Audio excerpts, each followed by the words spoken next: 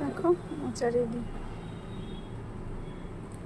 কেমন লাগলো এই রেসিপিটা আমাকে জানিও তোমরা সবাই, আর ভালো লাগলে একটা লাইক কমেন্ট শেয়ার করে দিও।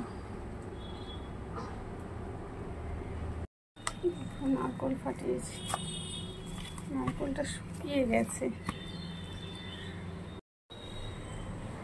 দেখো নারকোলটা শুকিয়ে গিয়েছে, দেখি কি হয়।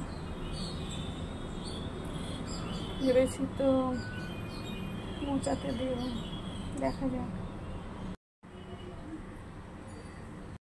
নারকোলটাকে কুড়িয়ে নিচ্ছি।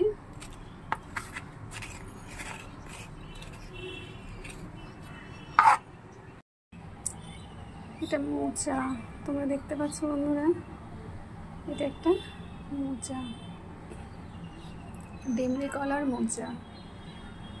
যে কলার দানা হয় আর কি, পাকলেও দানা ভরে যায়, ভরে থাকে দানা, সেই কলার মোচা এটা। আজ মোচা রান্না করব, মোচা রান্না করে তোমাদেরকে দেখাবো।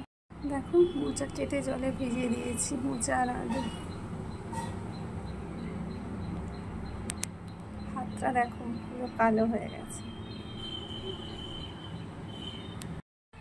দেখো প্রেসার কুকারের মধ্যে দিয়ে দিয়েছি আলু আর মোচা সিদ্ধ করে নেবো। তার সঙ্গে একটু নুন আর হলুদ দিয়ে দিয়েছি, দিয়ে সিদ্ধ করে নেবো।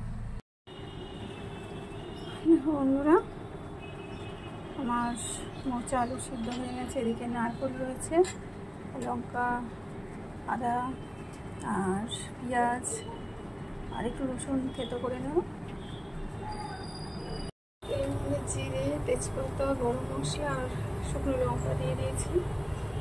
আর দেব পেঁয়াজ কুচি, আদা রসুন, নারকেল। নুন চিনি আন্দাজ মতো দিয়ে দিয়েছি, হলুদ, শুকনো লঙ্কা, একটু টমেটো সস দিয়ে দিয়েছি। ভাজা ভাজা হয়ে গেলে মোচাটা দিয়ে দেবো।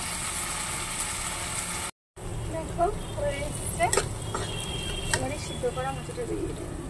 এর মধ্যে নুন আর হলুদ দিয়ে সিদ্ধ করা ছিল।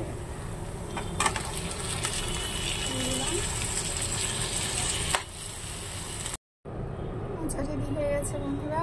দেখো তোমরা চাইলে এরকম করতে পারো, আরও অনেক রকমের করা যায়, চিংড়ি দিয়ে করা যায়, ছোলা দিয়েও করা যায়।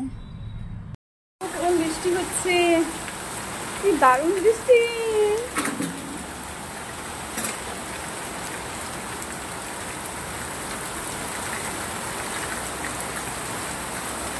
মেঘ দেখো আকাশে।